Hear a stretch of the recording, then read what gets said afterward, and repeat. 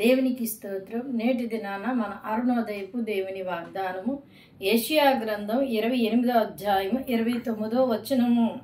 ఆశ్చర్యకరమైన ఆలోచన శక్తియు అధిక బుద్ధిని అనుగ్రహించువాడు ఆయనే. హల్లెలూయా.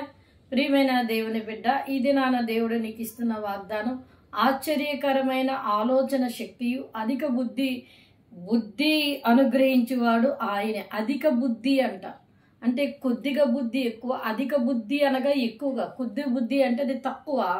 బుద్ధి అనే దాంట్లో బుద్ధిమంతుల గురించి చెప్పాలి అంటే బుద్ధిహీనుడి గురించి కూడా చెప్పాలి.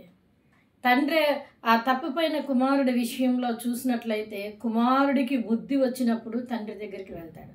అంటే దేవునిలో ఉంటూ నీ ఆలోచన వంకరగా వెళ్తూ బుద్ధిహీనతలోనికి నువ్వు వెళితే దేవుడు అంటున్నాడు, ఈ దినాన మరి ఎవరితో మాట్లాడుతున్నారో నాకు తెలియదు కానీ నీకు ఆలోచన బలాన్ని కలుగజేసి అధిక బుద్ధిని అంటే మంచి బుద్ధిని హెచ్చుగా ఆయన నీకు ఇస్తానని వాగ్దానం చేస్తున్నాడు.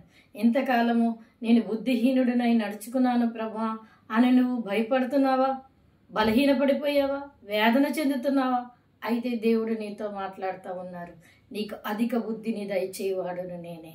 ఆయన నీకు బుద్ధినిచ్చి నువ్వు వెళ్ళవలసిన మార్గాన్ని నీకు చూపించి నువ్వు నడుస్తున్న వంకర తావు నుంచి ఆయన నిన్ను తప్పించి జీవమార్గం వైపు ఆయన నిన్ను నిలబెట్టి అనేకులకి ఆశీర్వాదకరంగా రాబో దినాల్లో ఆయన నిన్ను దీవించబోతున్నారు.